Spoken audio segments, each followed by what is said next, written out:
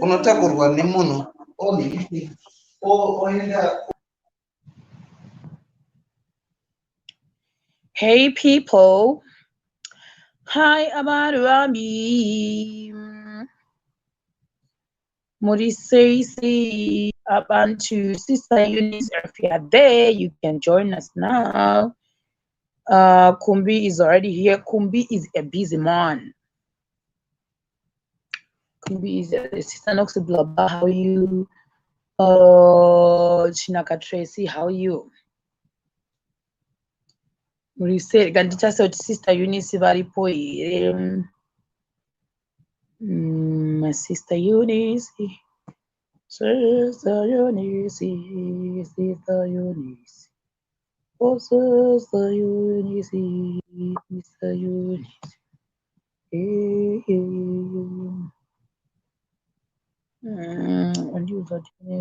All right, Sister Eunice is here.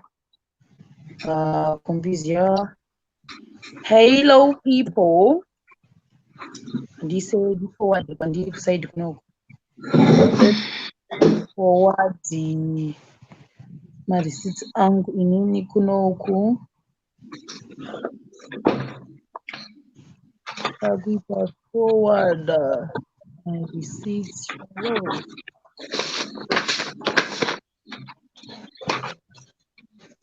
All right. Sister Eunice, muri kundizwa? Ndiri kukunzwa. Kumbi aripo. Kumbi metimire Kumbi.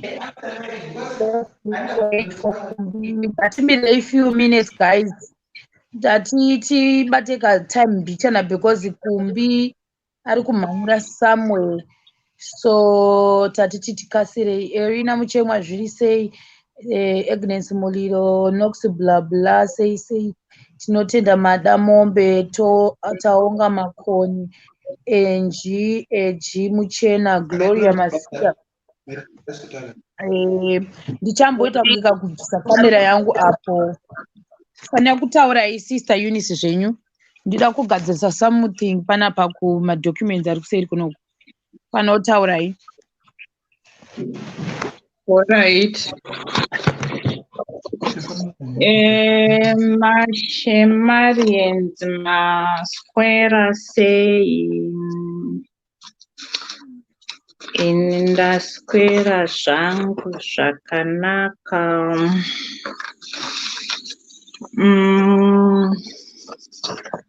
Mari yekuThailand yakazoita so Sharon akaisa manheru Western Union. Saka ndaenda nhasi kunoitora ndobva ndaisa muaccount mangu. Saka yasvika mari iri 600. This is Western Union receipt. Mari yasvika iri 621. Tikuedza kuti at least vanhu vaone mafigures, but this is the receipt yeku-Western Union yandanocollecta mari 621 pounds yabva kuThailand yandanocollecta. Iaccount yangu yemuNatWest ndabva ndangoisawo mari yachona, ndabva ndaideposita maaccount mangu kuita kuti pandinozoita matransfers ewild remit inongoenda ichibva maaccount mangu. So 621 plus 840 kana ndisiri kukanganisa.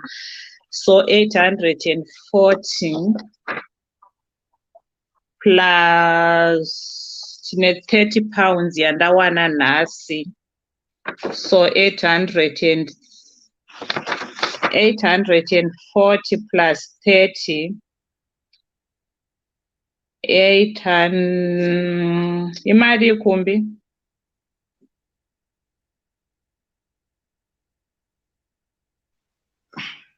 Mira sister Eunice ndikungozama ku 870. Saka kunoku ndine 870 pounds from plus 44 from Zimbabwe ne from Australia. 870 pounds plus 621 pounds from Thailand. Yandanotora ndikaisa maakaundi mangu. So iri kutipa iyo 870 plus 621 iri kutipa iyo 1,491 pounds. Do mari yandinayo 1,491 pounds. Kana ndisina kukanganisa kana pasina pandiri kukanganisa. 621 pounds yenyu. Yeah, last time kumbita takati from Thailand yaita mari. Because taimva tangoiconverta kumadollars manje. Saka ndisingazivi hangu kuti kumbainyora pasi. Because kunokunda ndakonyora ari madollars. Alright. Because ndachifunga kuti I thought kuti pamwe ndichakata miscalculate but kumbi kana une ma details acho ndokumbira ubodipo. Kuti Thailand aichi mari because pandanda kona rate yacho yandiitira zviri weird. No, iwe yakatinombobvira taisa kumapounds kamari. Iyi mari ichiri kumapounds. Hatinombobvira taimva tangoisa kumanhingiri, taimva tangoisa kumadollars. Saka ezvezvo takabheka ne$2,127 tichizoverenga 30 pounds yanezuro ne30 pounds yanhasi. Taimva tangoiconverta toisa kumadollars. Saka yapo hatinombobvira takaisa kumarands kana kuti kumapounds. Taimva tangoiisa kumadollars. Yes, ndikuziziva izvozvo but ndikuzoda kufunga kuti taiti tine mari from Thailand pataita ma-conversions edu ndiwa ndoda kuziva. Aiwa ini ndaingonyora madollars kuno kune mane yaibviswa nevanhu. Aiwa ndinombonyora. Aiwa ndina ndaingonyora zvangu chete. Yeah, because ndatozozvinotisa kuti even kana tacalculate takumadollars ndo yandaizongonyorawo pasi paside but inini kunoku ndaingonyora dzaiuya kwangu chete ndo dzandiri kunyora pasi. Kumbi because ndo total yangu yauya iri 621 pounds. Rate yavo vashandisa 0.023 something. Ndaiona yakanyorwa pamareceipt. Macharges ndikabatwa 600 but ndo total yacho yese. Saka iyi manje ndada kuti ndiratidze vanhu inini kusaidi kwangu mnaitone ndikumbika wakabhenda kumbi kadzira foni furniture haina kunyaso ndikushaya pekuigadzika haina moto yange yambodzima ndo yambondidzimira iwe so ichini 2%. Ndiri kuzama kuigadzirisa ndondowari ndibvise apa patione wakazotibata notibatira kumberi but ndanga ndichiti like this ndaidzima yangu yakadai so ndatovatumira sister Eunice iyi handimukona yakazi 386 ka yakazobatana ne-t-shirt ndo yakabatana ne-t-shirt yakabatana nemunhu akatenga t-shirt. Saka manje da kuti vanhu ndibva ndavaudza mari yacho yese yakabva kwandiri kuti zvakafamba sei tingoripita. Pane iya yatakabudisa 20,641 handiti yatakabudisa pepe first time ndo iyi yakanzi 16 October 2020 na 3 AM. Wanditumira ningiri screenshot zviripo titachivaratidza kuna vada kutora ma-screenshots then pane imwe yakazopinda futi later ndakabudisa kuma-am dzese idzi 1015 yandaiupdata iya yadzakazopinda padzo dzega tati vanhu mirai ne2877 then yakazopinda yakabatana munhu akatenga t-shirt ne-E386 iya inch saka ye-t-shirt wabvisa here because ye-t-shirt yanga ingori munhu waibvisa ndaisubtracta ndopandabva ndasubtracta apa before ndaita then western union iyo zvabva zvabatana newestern union saka ndati mucalculata kuti ndizvo here zvese zvabva zvabatana newestern union uyu yabhudhimasawi iyo yakatonyorwa kunzi western union iri apo iyo uri kuona western union saka total mari yese inobva yaita mari kana macalculata mari screenshot yandakupai zvinoita mari including kumbi timboticalculatirawo kuitira kuti ndione ndineta because inini ndazongonocollecta nemascreenshot akandipa handina kumbobvira ndazongoita macalculations ndazongonocollecta yakumanhingi maybe kumbi kuitira pamwe vanozodhauta kuti pamwe mari dzacho dzakudzika sei ndo mari yacho yese iyi mari iyi yakatodzimwa paka itori less than 1000 because ndandisingamboexpecta 621 pounds from Thailand ndanchitoexpecta kuti I think it was less. Calculator chingoita kuti zviite kuti kaugenuine uri kuona calculator total yese tione tese tipambirane 20,641.34 plus 1,015.66 plus ndakutumira screenshot andionaro yako plus 2,877.07 plus 386.33 plus Western Union yabhudhimatso manje 2,368.25 ndo mari yacho yese yandabudisa ndikaendesa kuna sister Eunice inokupa mari total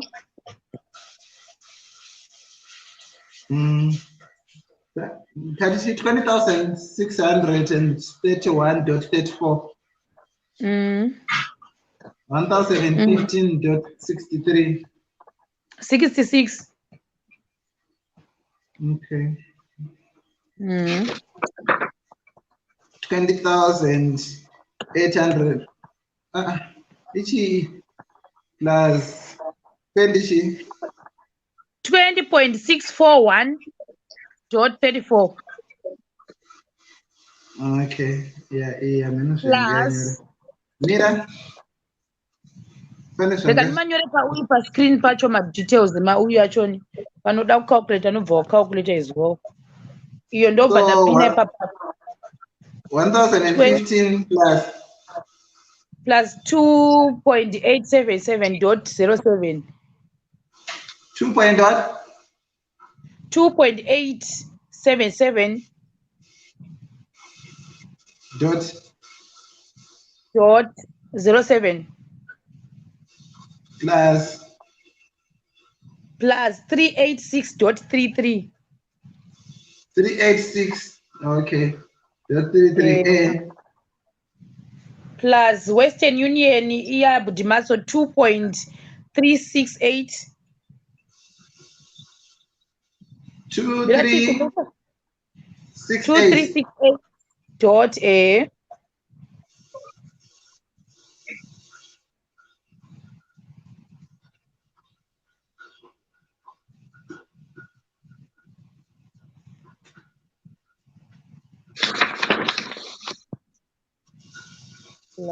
Ndikandipa ndaisawo pa screen as well for transparency kuitira kuti tione ndiri kunyanya handisi kuziva pamwe ndiri kufunga kuti madigits adzika stereka I don't know ngatiise ipapa pa screen vanoda kucalculator calculator but ndo yacho yese plus 386.3 33 plus tovatasa pascreen 2 2368.25 ndo yacho iyoyi. Kune avo vari kuda kunyatsa kuona this is the money yabva kuThailand yese. Saka vari screenshot yacho iyi yandinayo apa pamuri kuona pakadzimwa apo pane munhu akatenga t-shirt, saka ndabva ndangodzima kuti ndise iyi exactly, saka yakazopinda yakabatana. T-shirt yakapinda then iyi zvakapindirana zviri 2 pandadzibudisa dzakabatana, vanhu 2 vanga vapinza at the same time, ndo zvakaitika. Saka papa ne t-shirt neuyu, saka ndo mari yabva kuThailand iyi, including yeWestern Union iripo ipapo.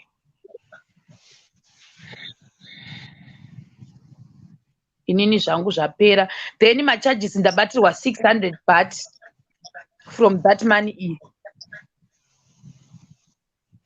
It's okay. I think saka nditi right. Okay, saka you can continue zvenyu.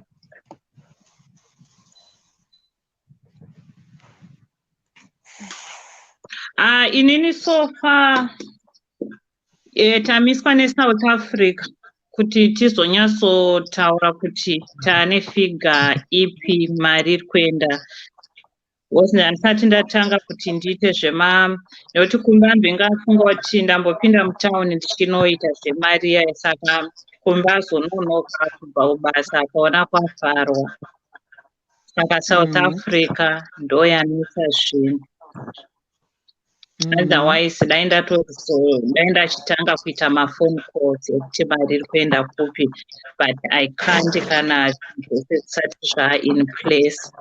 Saka kumbe I hope kuti mangwana early in the morning, because ukapotsa mangwana Saturday from Monday ndienda busy yekuti maShemarians havazofara nekuti busy mari dzisati dzaprocesswa vanhu vazofara, because from Monday ndinenge busy. Zuva randafarwa naro ndimangwana, Sunday hativerenge because maWestern Union avhurwe Sunday. Saka zuva rasara mangwana Western Union vanovhara na1, ende neCarolina iriko pamwe vanogona kuti 12. Saka make sure kuti mangwana early in the morning indoenda ndobva ndanozvigadzirisawo mabhengi asati avharwa, ndobva ndatora mari ndonoisa muaccount. Kana yamaccount mangu it's okay, because kana ndiri kuisa nenhingiri neworld remit nechinde ndichingoisa ndichingoibvisa muaccount mangu. Saka tikapotsa mangwana zvine zvatooma, because kubva Monday ndinenge ndabhizi. Saka ndoda kuti at least Monday, kana kuri kunzi Monday yacho ikasvika zvese but toda kutrya kuti Monday zvese zvimba mangwana tetakuya neimwe nyaya yekuti tafona tanzi chii tadai, saka mari ndaendesa kunani marisiti aya zvese ndo zvatoda kuedza kuti mangwana ndo zvatetakutaura.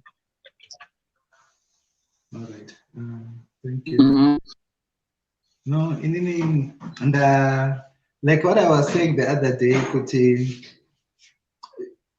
pane mari dzakaiswa nevanhu kunoku, vakandisira e-wallet, it's as easy as 1, 2, 3. Vakandisira pa MoneyGram, it's as easy as 1, 2, 3. And then there were others whom vanga vati kumbi tikuda kutumira mari, maybe there were 1 or 2 vanga vati vada kuisa maybe something chiri a bit different, and I had said I'll try to get there. And part of the delay today was me trying to get to those places. I couldn't. Pano ndatodza kuti chinjai muise mari before mangwana makuseni. Unfortunately, I won't be able to collect the money. Otherwise, nenda we collect and of which in English is Tapiwa. So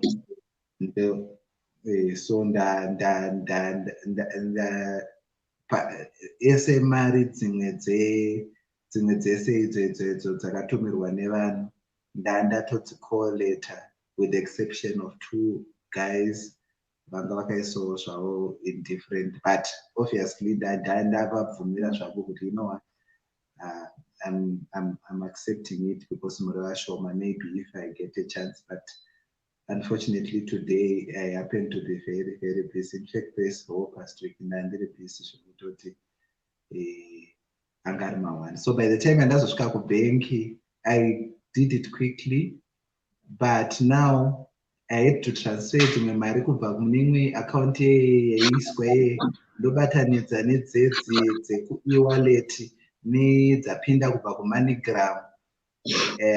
It took a bit of time because the other phone yandinoshandisa yange yaita off, ndanchishandisa kubasa makuseni, saka yange yadzima by that time. Saka I'll send it mangwana. Ndambonge ndaita collect zvangu mari yatandinayo kunoku based on marets.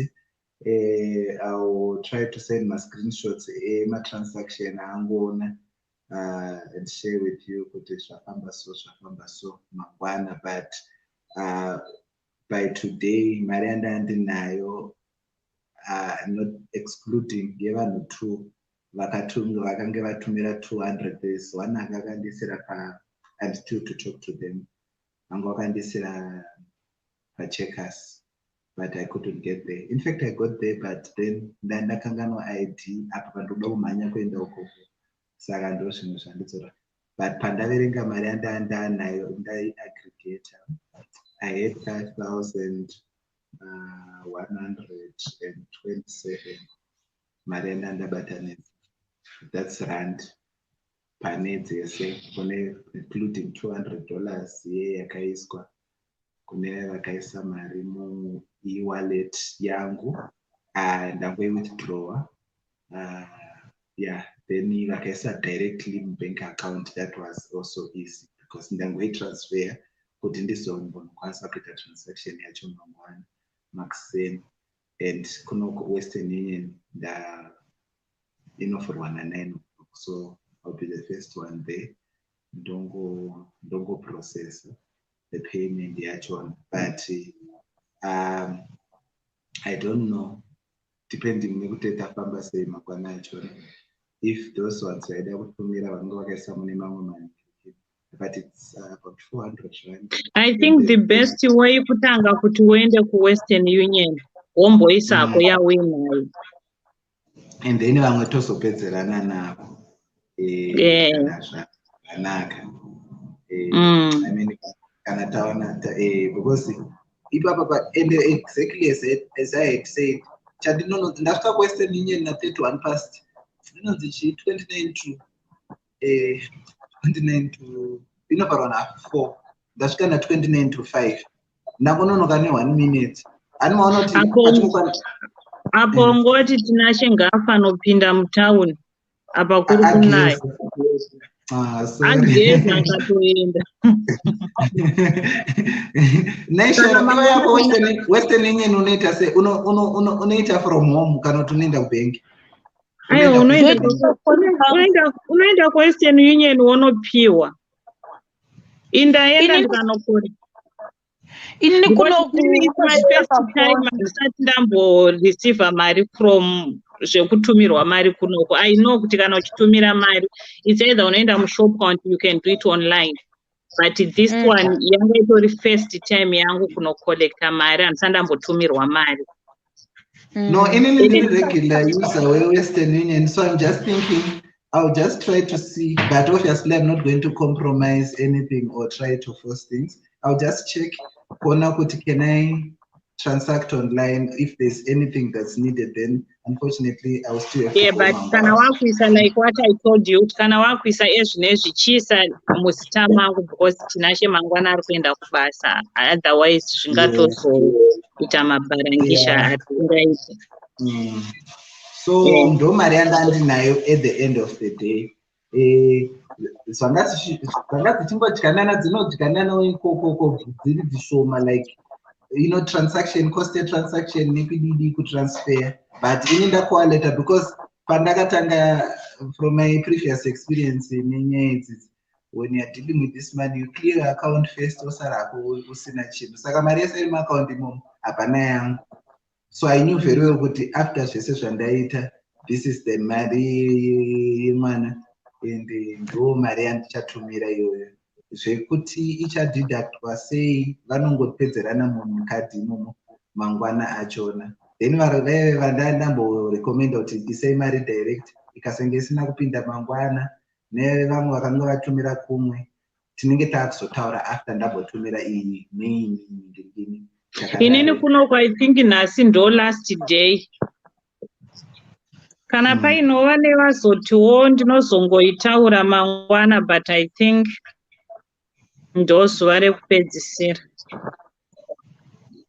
Guys, I think ndaita confused. Ndichiri a little bit confused ndiregerewo. Sister Eunice Mati right now total challenge ekubaba 800 anditi. Then ikoko mune total in US dollars mari. Hatisati calculate nerate. I can't calculate it. Okay, rega ndiise umapa yandinayo kutoisa umapa. I think it's 2 point something if I'm not mistaken. Nasi rate ya nasi it's 1.25 ichiri papo. Saka rega ndonoti yandinayo kuma US imari. But I think it's Mamchunduza kuti mune 800 something pounds yanditi. Ndachitaura muma pounds. Aiwa nditaura muma pounds. 870 pounds plus 600 pounds. Tikutaura muma pounds. Musati kungoestimata nerate yatina izvoti panichazotumira ndizoti rate inenge. It's not no tiregereshe nyuma togadzirisa zvanga zvichindidya moyo pese pamamutaura pa because nandichiti tazodzika sei from aiwa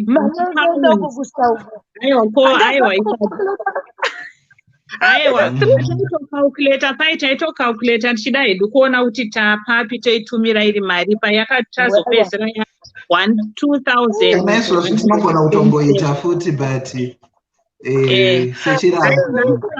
pounds.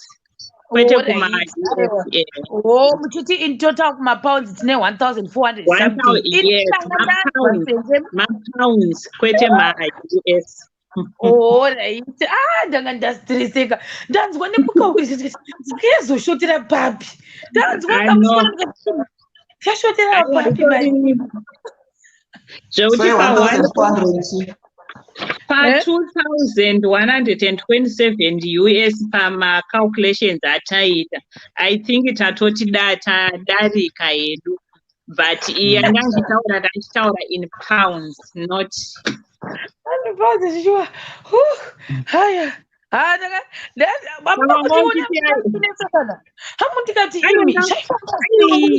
Zvemabhatika saka nachitewa indiri kunyora mapounds handisikuita mabhati handiaziye nachitewa kutochingopiwa mheno zonereko indasinei nazvo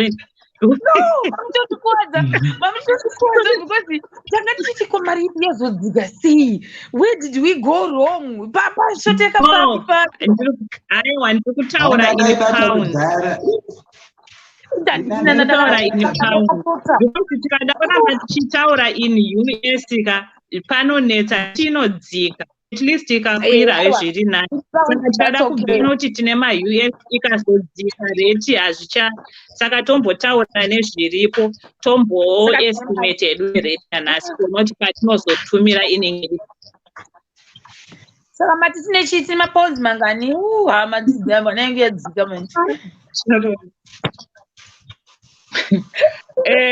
Ndati ndine 1,491 ndobva ndazofunga kuti tine 30 pounds yawanhasi saka ndakuti saka chiita 1,491 plus 30.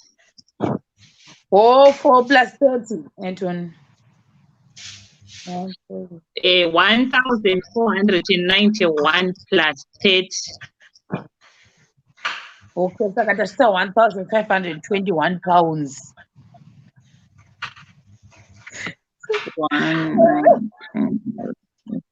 Kumbe unaona chiti kumbe umburi nemari iko. Yes.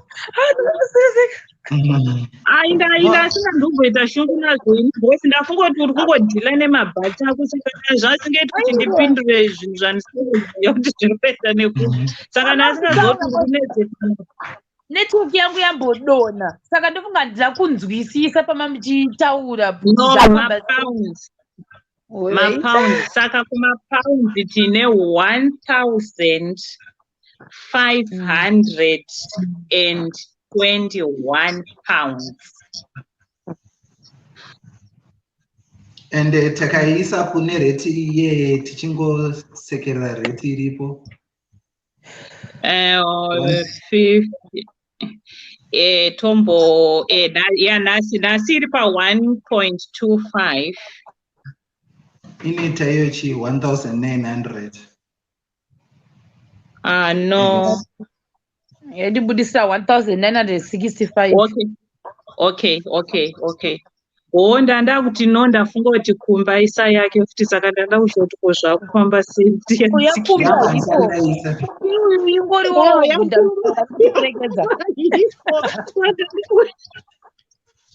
kumbi ari mudzambiringa anengu yatorova guys, money is very dangerous. Wait.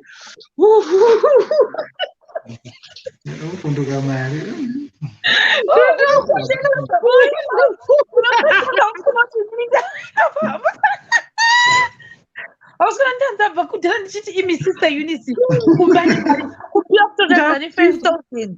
Kumbia 25,000 rands. Some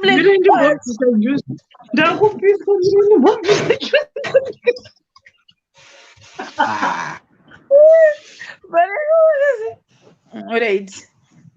And in that one's with that's not going to calculate a buyer. Ndashame to but that could be done to the Mary, could be better. Maria can get as good make sense. Sataisa kusinaita kuti kuinge statambo 2,000 kuya 1. Ndanichatokuti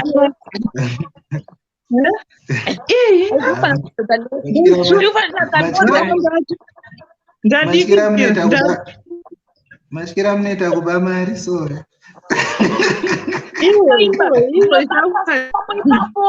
ipapo sakatombodi zvapana kuti waenda pafunction unoda kuti unobatwa nhai chirova stereki unenge uchivhunduka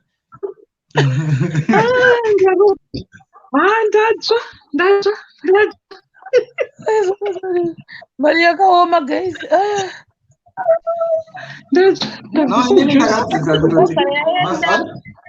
mazuva ano haindinetse kana uchida kudhila nemari dzevanhu isa muchiakaundi chimwe chichi chisina kana mari kana kuti transfer yako ungoisa kumwe saka ipapa hapana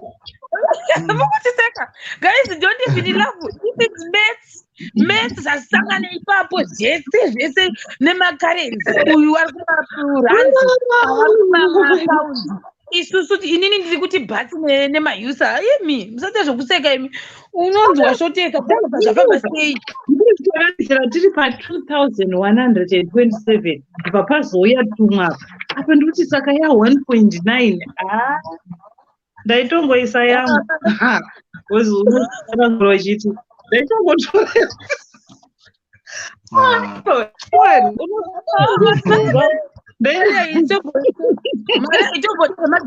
ndosaka ndichiti ndichangoibata hatombo ndida kuita ipapo neapa pajekerere zvichitoitwa matransactions pajekerere pakazoita kamiscommunication ngekuti ane dhora raakazotora oraiti tichiri ipapo Sister Eunice pamari ndashotesa inini ndashotesa $4 ndazozviona ndaunza ikoko because inini ndandakapledge another $5 ndakachaya kutanga 5 kabva ndazoita ichi 2 saka pandatransfer ndakangana zotumira $4 but zvandaita ndanakumbika kune imwe mari yangu yematisheti chiri kuna kumbi isati yauya saka ndati ndaabvise that $4 anoibatanidza neainayo ndozvandataurira naye because ndatozozviona ndatozoona ndakukalkuleta kuti wai mari yacho yabuda yakadai pane zvandikashotesa apapo. It's okay, that's fine. Iripo iri kubva kuna Kumbi mari iyoyo. Kumbi, please don't forget.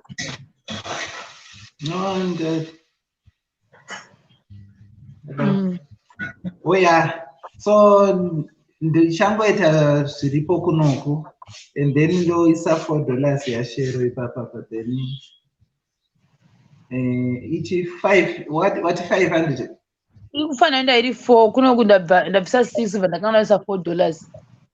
Alright. Kuti ite 10. Okay, that's fine. Kuti ite 10. Ndatokanganwawo. Ndichitawo macalculation zangu. Ndichaita mari idzodzo but kuno kana muchida henyu kuti murare maziva kuti mari yenyu yapachini hatina kunyanyorasika zvedu kubva last time because handipepeta isofa mabatanidza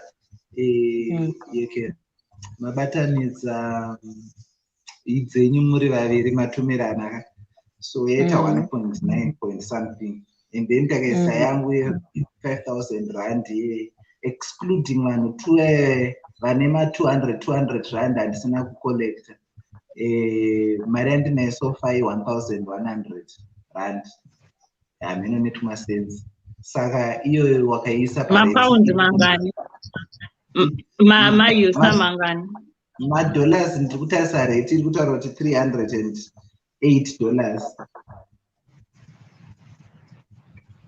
Kumbi watini Kumbi kuti uchiinclude that $200 here kwada kuti uchiexclude 200 ayo ari kuexclude ma200 which means ari kuexclude 400 yasina kutora ndizvo kakumbi 400 dzasina kutora dzakatumirwa maakaunti amwe handisina ari kuneta pane maakaunti ari kutadza kuitora mari yacho saka iyoyo usaiinclude ndiri kutaura ndiri kuvhunza pawati zvoni total ne 1,000 but ndiri kuti are you including that 200 yakabva kuna anonymous pa 1,000 apa oro amene zvawaita ipapapo? Alright, so panapa ndine maslip angu pane $200 yakatumirwa handiti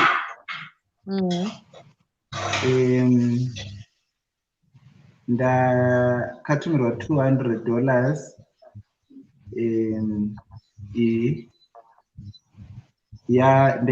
payaitwa rate yanhasi ndichatora kabepa aka ndo transaction yandaita nhasi handaka kudza kuti MoneyGram inokwanisa kuita direct access neFNB so ndichatora slip then ndokurakidza $200 yakaita 3,222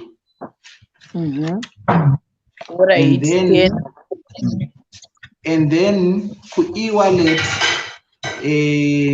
kwanga kune 900 rand yandacollecta ndoiri in total 900 rand in total and then ku account Miraton ndidaiso ku account kune mari pane vanhu vanga vakaisa mari mbichana ku account vakashandisa account details dzangu and then kune vamwe vakandisira mari futi in MoneyGram $20 yabuda iri 320 rand ndizvo so pane 3,200 dzandacollecta nhasi 3,200 rand 320 ne900 and then muaccount mangu manga mune just hold on ndiri kutrya kuaccess panapa so that tifambirana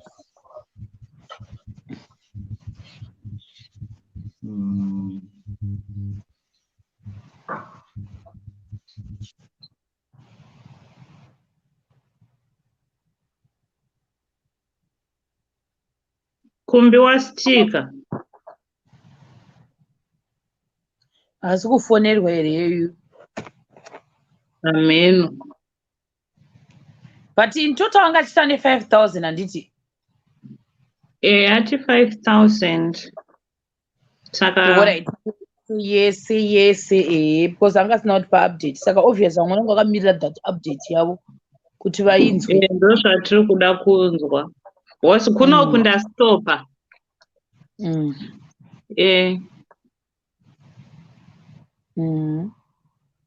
Yeah, zvakumeka sense. Saka apa ndo yanga titi 5,000.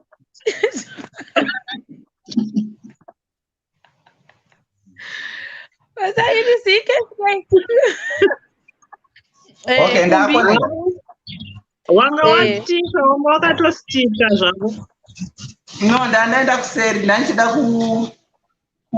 kuona ma-transaction. So kuna vamwe vakaisa dzimwe mari munonzi muchi mune account yangu ino yenhingirikini direct ma-account handiti.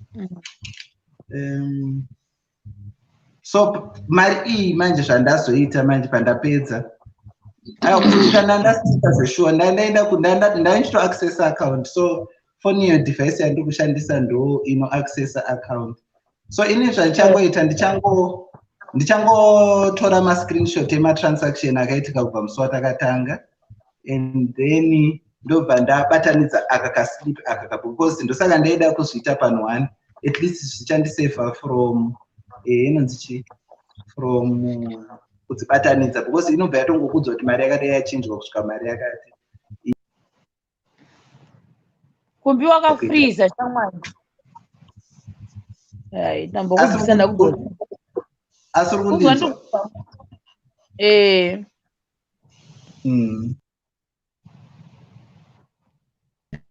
Kuti futi ndambopinda pa-application andozoti ma-application akasensa kuti pane zvikuitwa background.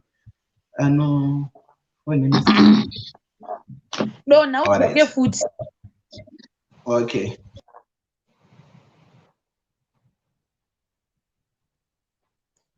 Mwari komborera, komborera vanhu vese, Mwari komborera. Zvemari izvi zvapera izvi. I hope munoitumira mangwana. Mutoro wenyu unobva wapera.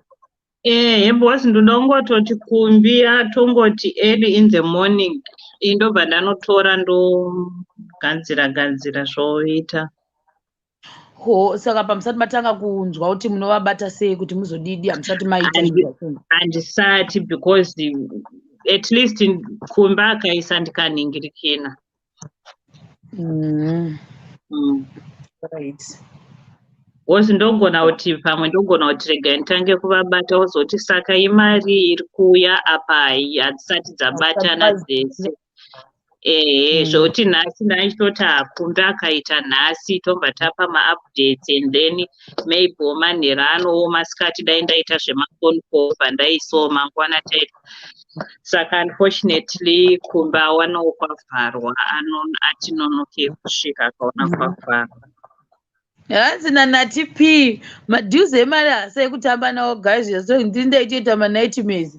Unotoriita zvesitautataita ndosaka ndichakati hangu because ndakadzidza zvakawanda, saka ndinowanza kuti hangu kana dziri madhiri emari handidi kuita ndega, tinoita ipo pano tichikorektana nemi murichiona tichiita mabhiringoroshi edu panapa, so that mobva maziva because tikatanga ngotaura kuseri tega ka mozoti mari yo yese isina kuzodididi, handidi hangu.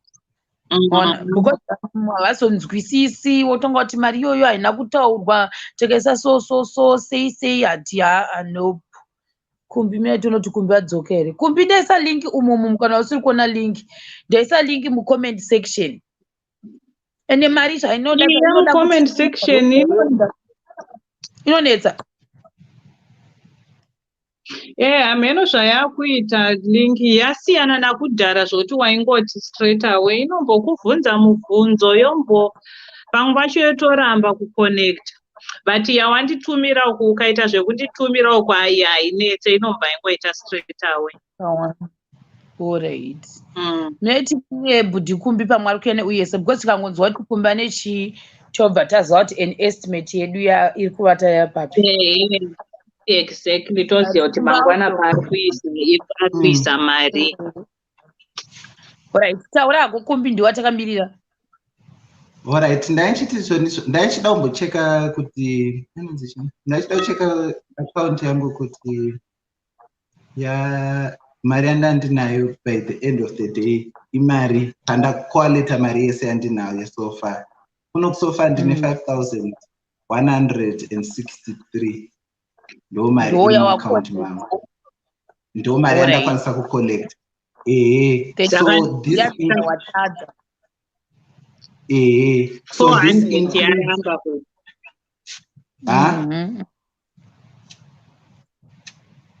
Magati. Go ahead. All right. So this includes mari yandakatumirwa ne MoneyGram yakapinda iri MoneyGram. This includes mari yakapinda ne e-wallet yakapinda ne account direct. So zvinhu zvese izvozvo zvaimiita muhana account yese zvinongonomiita muFNB account yangu. Saka ndo mari dzandakwaleta idzodzo.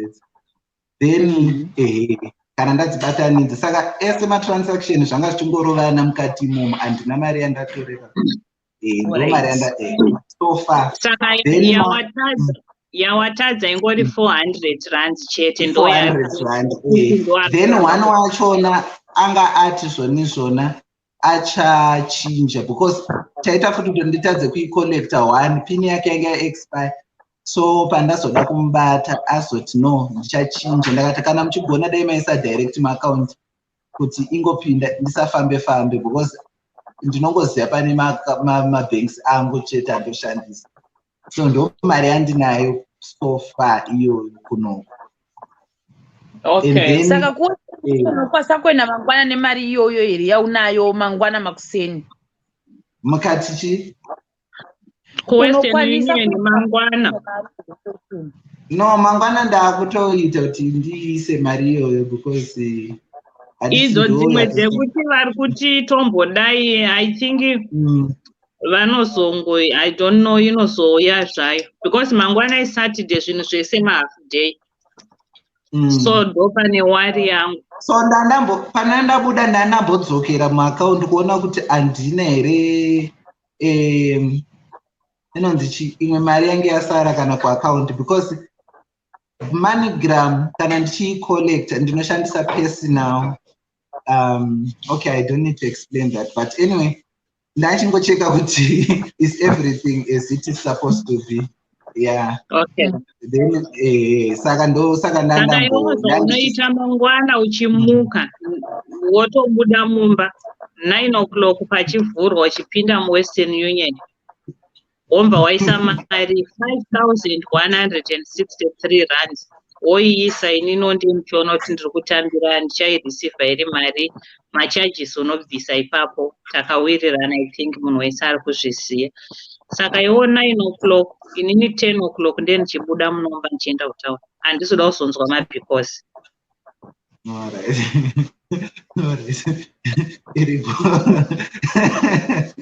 No, wasati ndinoisa mangwana makuseni. And then vamwe vaive tinozoonana vamwe because vakada kutanga kugadzirisa kuzodii futi mahalf day iwo uda kuzoenda futi kubasa zvingatozoramba zvichingobharangishana time yachona because zvine zvakuzokupa pressure manje hatisi kuda izvozvo. Saka iyi 400 rand iri kuramba izvi zvinozongoonekwawo. Yeah. Iwa una 400 rand here yaunokwanisa kureplace that then yozongopinda kwauri.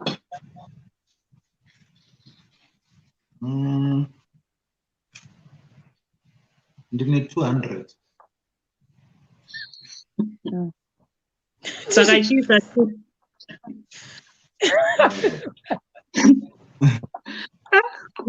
Saka toiedza 200.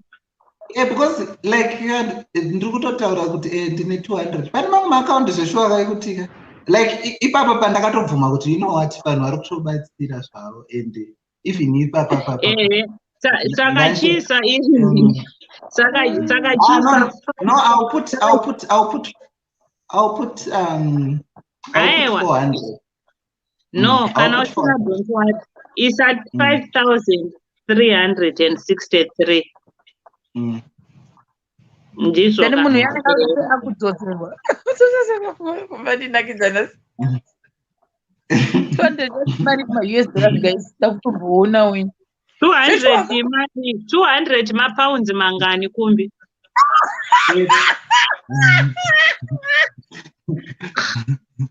Because ndoda kuona kuti kana ndichikwanisa I can replace kunoko and then painenge yazoita wosongodisira ndozvacho kana ndichida kutaura kuti imimi zvandichangoita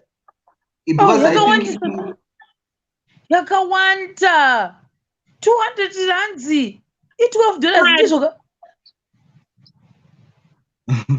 handisizivi nemaretes hameno kumbi handisizivi kuti rete yacho imari but kodeseka neiwe yakawandisa ina nditonanga na $5 so isora kuti ngosekuseka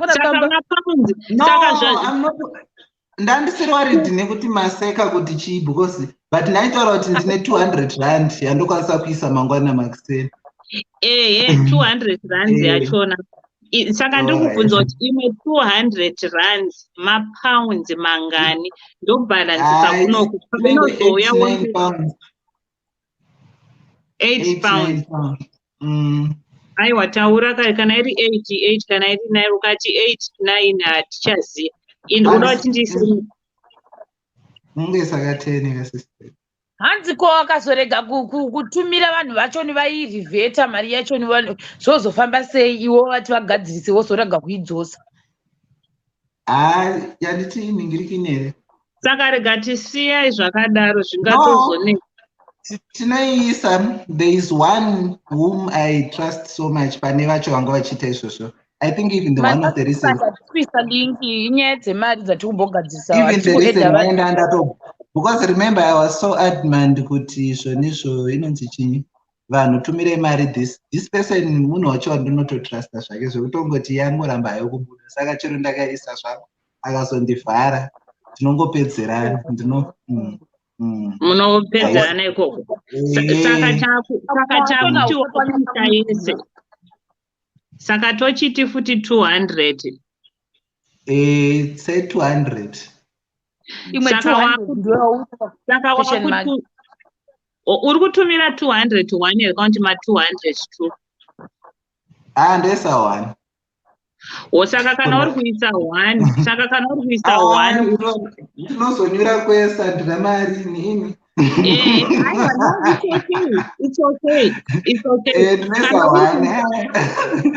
saka kana uri kuisa one mangwana makuseni 9 o'clock pavhurwe wapo woisa 5,000 I'm counting on the other person atachinja hake madetails akuisa direct maaccount mangu so even mumwe wachona anga akaisa kumwe kwachona ndinogona kungomisa chero ndikaluza ndinowina you get what I'm saying I won't lose yes iwe ndiwori kuziva saka indoda kuziva kuti saka mangwana uri kuenda nemari kuwestern union ndo figa yatoda kuziva panapa iwo ramba uchingotenderera uchingoti ndoisakutenderera inini ndimi kama muchibvunza nyaya yekuti uri kukwanisa kuwedzera ndakati inini yandinayo ndeichi nyaya ndeyekuti ndiri kuenda ne5,000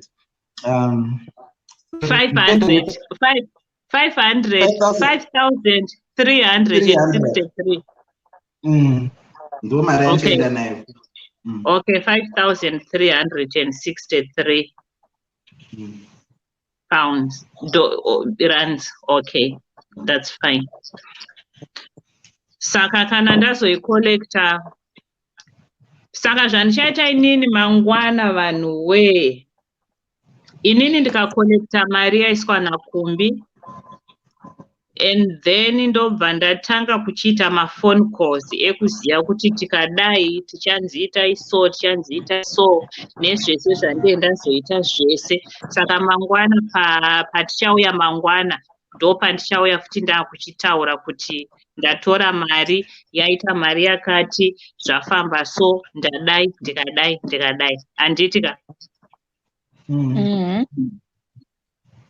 So I'll put I think I'll put 5 inside 200 here because munhu achanditumira message akanzi no count on me mari iyo ndiri kutoiisa ndichangoisa yese yaka saka alright saka uri kuisa 5,563 rands.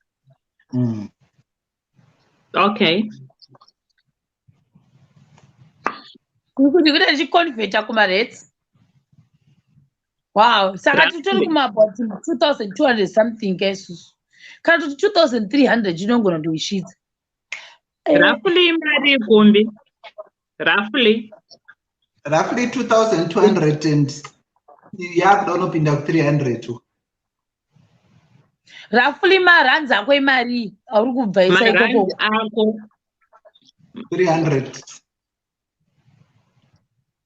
300 $300 ka $300 apa ndaita roughly kandati maybe my charges I don't know what my charges Western Union my percentage mangani but I think it's about 8%. I don't know. So 300 so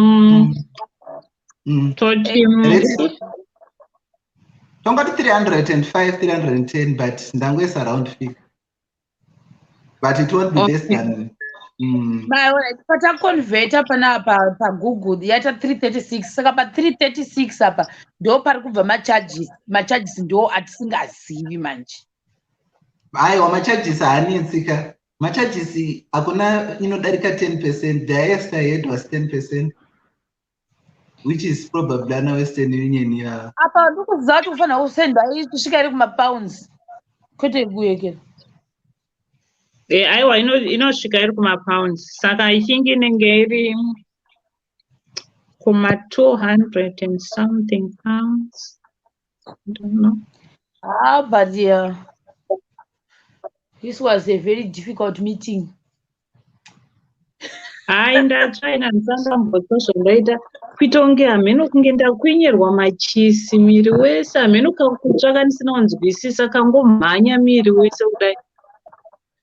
Ndashiya kuti mari mukaireleasa muchaona kuti munosara makunzwa kuti munozwa mari yacho yadzika kuenda ku 1.9 maseconds iwayo ndatombowa zvinondiitira 1.4 ndo yatondiruvesanana but ndashaya kuti yei yeah. So ndichakupai proof of transaction nedzakadepositwa nechikuseri then because apa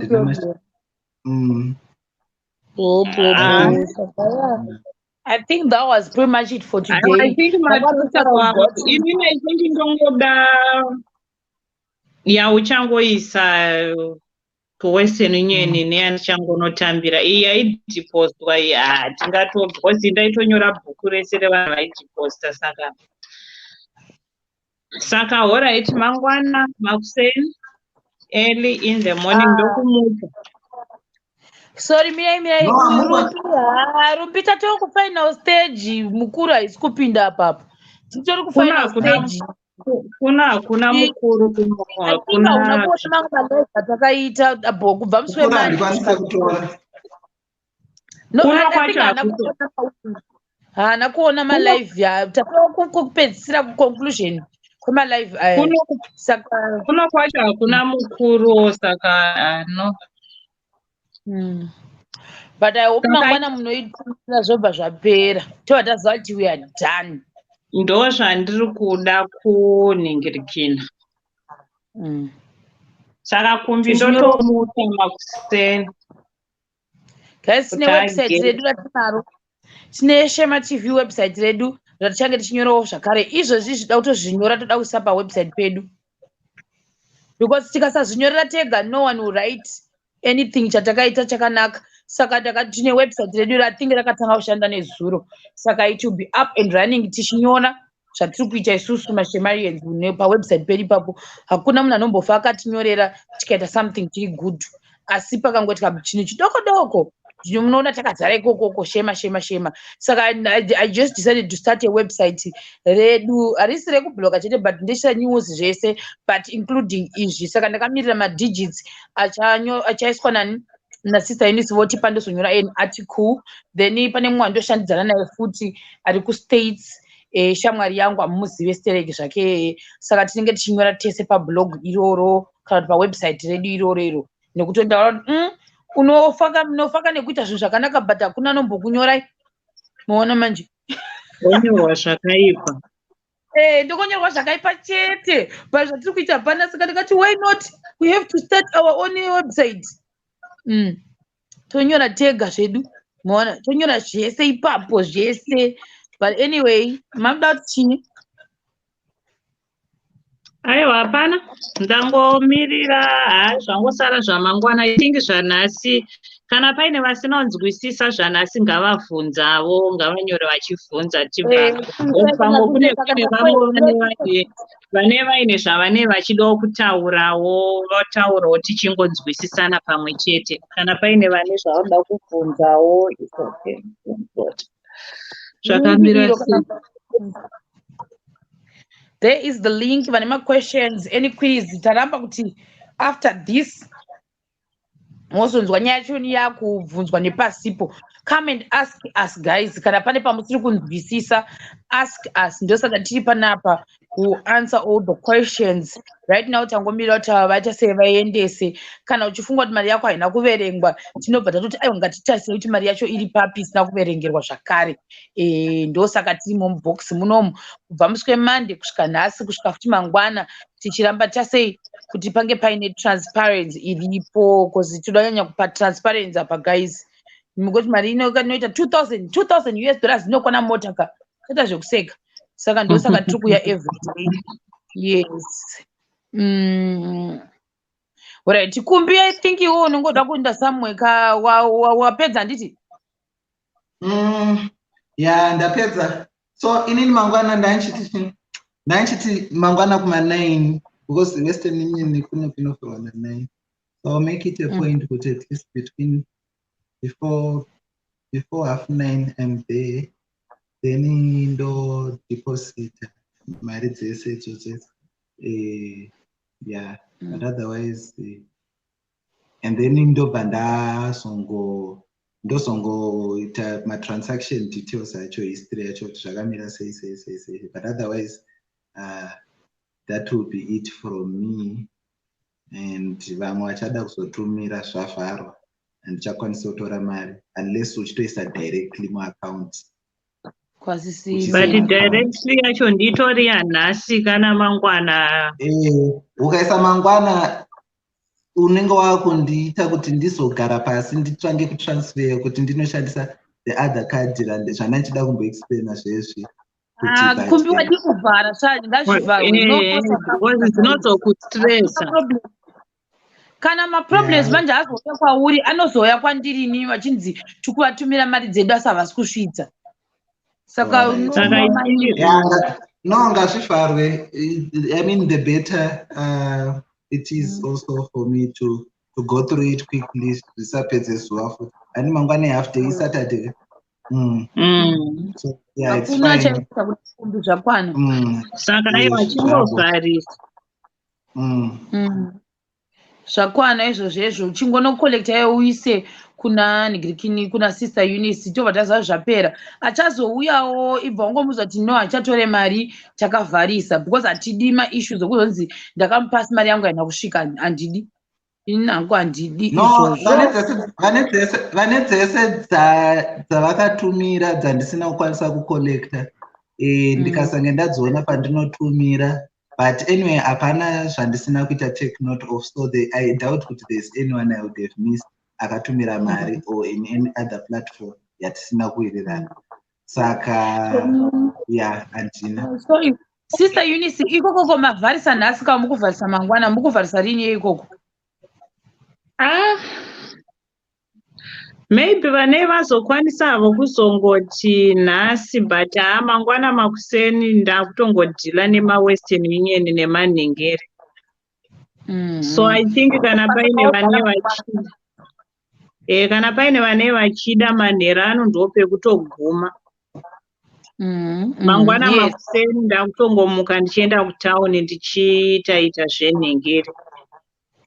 Because inini Western Union yangu handinomboita zvekuiringa nebhenki nechi, because handinombopira ndakareceiva mari from ndambonoita zveku saka it's okay, patauni padhuze ndongokwira bhasi ndoenda. Saka yes, tichibva tazvienda tobva taziva kuti zvapera izvi, because anozoisa yake nyangwe iri 5 pounds nyaya inogona kunetsa, nyangwe iri 5 rand, nyangwe iri 5 baht, nyangwe ritori dhora kuna anotongoti mari yangu, because every little inobatsira, saka nyangwe iri 2 cents munhu anenge achitoida mari yake. Yeah, that's true. That's true. So I think because kwedu kupepa vanhu vakanzwisisa tikazvivharisa kare, so kuSouth Africa tavharisa hakusisina. KuEngland kana muri ikokoko inonzi chii stara iyoyi vari kuvharisa nhasi. Pane vanhu vakachimbotifunza zvema-t-shirts, munondibata kuinbox ndokupai nhamba dzevanhu vacho kwamboda ma-t-shirts, but apparently Kumbi is very busy guys. Wakutozwa Kumbi kunoita kana wapedza zvako chienda. All right. No, that's fine. Ndinozokubata mangwana. Uise usazokanganwa zita kachichinja from. No, ndachinja, ndatonyora zvinhu zvacho pasi kudhara. Saka apanicha all right. Saka don't worry. Unozokanganwa shamwa. Kuti chi? Ndatisakana chitu pane ID zvese nezvimwe zvinodiwako. No, izvi zvanditonazo panapa. All right. Tony. Tony. All right. All right. Chienda kumbiwa. All right, sharp. Bye bye. Bye bye.